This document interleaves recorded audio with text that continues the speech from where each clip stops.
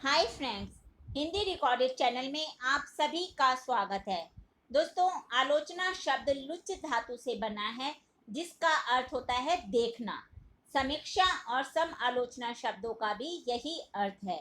अंग्रेजी के क्रिटिसिज्म शब्द के समानार्थी रूप में भी आलोचना का प्रयोग होता है। आलोचना का कार्य है किसी साहित्यिक रचना की अच्छी तरह परीक्षा करके उसके रूप गुण और अर्थव्यवस्था का निर्धारण करना। अनेक विद्वानों ने आलोचना को परिभाषित करते हुए उसके स्वरूप को स्पष्ट करने का प्रयास किया है। आचार्य सीताराम चतुर्वेदी ने आलोचना को दर्शनीय वस्तु, व्यक्ति या विषय को देखकर उसमें निहित दृष्टव्य तत्वों को अन्यों के लिए सुलभ करने की प्रक्रिया कहा है। भगवत स्वरूप मिश्र के अनुसार वस्तु के यथार्थ रूप की जिज्ञासा और उसे जानने का प्रयत्न मानव का स्वभाव है। वह ज्ञान पूर्वक जीता है। जगत के प्रति बौद्धिक और अगात्मक प्रतिक्रियाएं ही उसका जीवन है और यही जगत को समझना है और यही आलोचना है। दोस्तों, आलोचना का अर्थ हुआ किसी भी साहित्य की अच्छी या बुरी बातों को पाठकों के समक्ष लाना, और यही एक अच्छा आलोचक का कार्य भी है। तो आज के अध्याय में हम आलोचना का अर्थ, इसका स्वरूप, आलोचना की आवश्यकता, आलोचना का उद्देश्य और महत्व पर विस्तार पूर्वक चर्चा करेंगे। तो चलिए दोस्तों, शुरू करते हैं अपना आज का अध्याय। आलोचना का अर्थ, स्वरूप, आवश्यकता, उद्देश्य और महत्व। दोस्तों, आलोचना वह साहित्यिक प्रक्रिया है जो काव्यगत सौंदर्य का उद्घाटन, विवेचन, विश्लेषण और फिर उसका मूल्यांकन प्रस्तुत करती है, और फिर काव्य या जो भी साहित्य है उसकी उसको मर्यादित एवं अनुशासित रखने की चेष्टा करती है। यानी कि जो आलोचना है उसका कार्य होता है किसी भी साहित्य या रचना के अंदर निहित जो भी बातें होती हैं, चाहे उसके पक्ष की हैं चाहे विपक्ष की हैं, उसमें अच्छी बातें या उसके गुण दोष सभी कुछ पाठकों के समक्ष रखना ही आलोचना का कार्य है। इसका अर्थ है वस्तुओं के गुण दोषों की परख करना, चाहे वह परख साहित्य क्षेत्र में की गई हो या ललित कला क्षेत्र में। इसका स्वरूप निर्णय में सन्निहित रहता है। तो दोस्तों, सच्ची आलोचना वह है जिसमें आलोचक सूक्ष्म दृष्टि से तटस्थ होकर किसी कृति अथवा रचना के अंतः और बाह्य दोनों पक्षों का अपनी मनचाही पद्धति में विवेचन और विश्लेषण करके गुण दोषों का दिग्दर्शन करा के अपना स्वच्छंद एवं स्पष्ट निर्णय देता है। तो दोस्तों, ये हमने जाना आलोचना का अर्थ। अब हम जानते हैं आलोचना का स्वरूप। आलोचना के संबंध में बहुत सी धारणाएं हैं।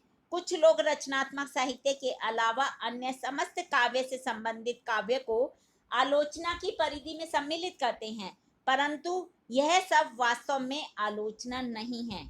इस प्रकार के साहित्य में साहित्य अनुसंधान, काव्य का इतिहास, काव्य के सिद्धांत भी सम्मिलित हैं। इस आधार पर जो आलोचना का स्वरूप है उसे हम 3 तत्वों से परख सकते हैं। तो कौन से वो तत्व हैं? पहला तत्व है उसमें अनुसंधान। अनुसंधान का प्रमुख कार्य क्या होता है दोस्तों? अज्ञात तथ्यों की खोज करना, और जो हमारे पास ज्ञात तथ्य हैं उनकी पुनः नवीन व्याख्या करना। जब तक तथ्य या दृष्टिकोण संबंधी नवीनता ना हो तब तक उसे अनुसंधान की कोटि में हम नहीं रख सकते हैं, परंतु आलोचना का कार्य मापदंडों के आधार पर उसकी विशेषता बताना, व्याख्या करना और फिर उसका मूल्यांकन करना भी होता है। अतः सभी अनुसंधानात्मक कृतियां आलोचना नहीं हो सकती। कोई आलोचना अनुसंधान तभी बन सकती है जब उसमें नवीनता या अब तक के किसी अज्ञात दृष्टिकोण को खोज लिया जाए। अनुसंधान एक निश्चित धारणा को लेकर चलता है। जहां भी नवीन सुंदर मौलिक विशेषताएं मिले उन्हीं का स्पष्टीकरण किसी मानदंड के आधार पर अनुसंधान के अंतर्गत किया जाता है। अगला है साहित्यिक इतिहास और आलोचना। इतिहास का प्रमुख ध्येय है कालक्रम में लेखक और उसकी कृतियों को व्यवस्थित और उस स्थूल परिचय देना। आलोचना ऐतिहासिक पृष्ठभूमि को ध्यान में रखते हुए लेखक की प्रमुख कृतियों, उन कृतियों का मूल्यांकन संबंधी विवेचन, कृति की व्याख्या और उसकी विशेषताओं को, जो उसकी विशेषताओं का है उसकी उसका स्पष्टीकरण करती है। यह सब साहित्यिक इतिहास और आलोचना के अंतर्गत आता है। ऐतिहासिक आलोचना इतिहास की पृष्ठभूमि को ग्रहण करती है। जो भी ऐतिहासिक, इतिहास से संबंधित जो भी आलोचना होती है उसमें इतिहास में जो छुपा है उन सबको यह ग्रहण करती है, पर इतिहास को नहीं लेती है। इतिहास तथ्यों के अनुसंधान के अनुसार वह अपनी व्यवस्थाओं और मान्यताओं से उसको परिवर्तन करती है और उसको संशोधित करती है। अगला है काव्य शास्त्र और आलोचना। कुछ विद्वान काव्य शास्त्र को आलोचना का एक रूप मानते हैं, परंतु दोस्तों दोनों में अंतर है। काव्य शास्त्र समस्त काव्य में व्याप्त उसके स्वभाव, सौंदर्य, प्रक्रिया, प्रभाव आदि से संबंधित नियम और सिद्धांतों का विश्लेषण करता है, तो आलोचना उन्हीं सिद्धांतों और नियमों के मानदंड के रूप में स्वीकार करती है उनको। आलोचना सिर्फ नियमों, सिद्धांतों को ही नहीं खोजती है, बल्कि लेखक की कृतियों का भी वह मूल्यांकन करती है। यही तो आलोचना का सबसे प्रमुख कार्य है। जहाँ काव्य के नियम, सिद्धांत, वर्गीकरण पर विचार किया जाता है, वहाँ काव्य शास्त्र है। लेकिन जहाँ कवि की कृति, यानी कि कवि ने क्या लिखा है, इस पर मूल्यांकन किया जाता है, वहाँ पे वही आलोचना है। तो दोस्तों ये हमने आलोचना के स्वरूप को जाना। अब हम ये जानेंगे कि हमें आलोचना की आवश्यकता होती ही क्यों है। क्योंकि दोस्तों हमारे पास साहित्य का अनंत भंडार है। साहित्य के प्रति पाठकों में भी एक जिज्ञासा रहती है कि वो साहित्य को पूरा जान लेना चाहते हैं, पर पूर्ण रूप से साहित्य को जानना किसी भी पाठक के लिए संभव नहीं है। ऐसे में कुछ अच्छे योग्य साहित्य को चुनने में आलोचना पाठकों की मदद करती है। रचनाकार का परिचय तथा उसकी रचना का संक्षिप्त ज्ञान पाठकों को आलोचना द्वारा ही संभव है। अतः रचना का स्वयं आस्वादन कर पाठक के उस प्रकार के आस्वादन में आलोचना सहायता करती है। यानी कि आलोचक पहले उस रचना को पढ़ता है और फिर वो पाठकों को ध्यान में रखते हुए उसकी आलोचना करता है और फिर पाठकों के समक्ष उसको प्रस्तुत करता है। आलोचना पाठक की अभिरुचि को भी परिमार्जित कर सकती है। उस कृति के गुण दोषों के साथ उसके रचनाकार के प्रति पाठकों के जो मत है उसको स्थिर करने में भी आलोचना सहायक होती है। आलोचना का कार्य है उत्कृष्टता का प्रकाशन। इसके अतिरिक्त कवि प्रतिभाओं की विशेषताओं को पूर्ण उद्घाटन, कवि की जितनी भी विशेषताएं हैं उनका उद्घाटन भी कौन करता है? आलोचना द्वारा ही संभव है। कलाकृति द्वारा कवि के मन पर प्रकाश डालने और वैयक्तिक, सामाजिक तथा युग की परिस्थिति के प्रभाव को स्पष्ट करना भी आलोचना का कार्य ही समझा जाता है। तो दोस्तों ये हमने जाना हमें आलोचना की आवश्यकता क्यों होती है। अब हम जानते हैं आलोचना का उद्देश्य क्या है।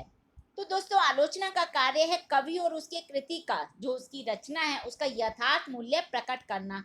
इसके लिए कृति में व्याप्त गुणों को उद्घाटित करना होता है और उसके दोषों का विवेचन भी करना होता है। यह सब आलोचक का कार्य है।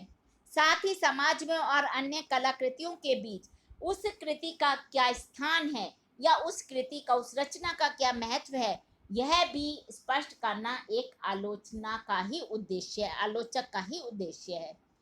दोस्तों बाबू गुलाब राय के अनुसार आलोचना का मूल उद्देश्य है कवि की कृति का सभी दृष्टियों से आस्वादन कर पाठकों को उस प्रकार के आस्वादन में सहायता देना तथा उनकी रुचि को परिमार्जित करना एवं साहित्य की गति निर्धारित करने में अपना योगदान देना। भिन्न भिन्न विद्वानों द्वारा आलोचना के मुख्यतः दो उद्देश्य माने गए हैं। वो दो उद्देश्य कौन से हैं? सबसे पहला है सत्य साहित्य के निर्माण को प्रोत्साहित करना, दूसरा है असत्य साहित्य का निराकरण करना। दोस्तों एक अच्छा आलोचक अपने समकालीन कवि या लेखक की कृतियों की स्पष्ट आलोचना कर उसके मार्ग को प्रशस्त करता है, दृढ़ करता है। मात्र इसके लिए आलोचक का सहृदय होना भी आवश्यक है, क्योंकि तभी वह किसी भी कृति या रचना या किसी भी कवि के बारे में अपनी सही राय प्रस्तुत कर पाएगा।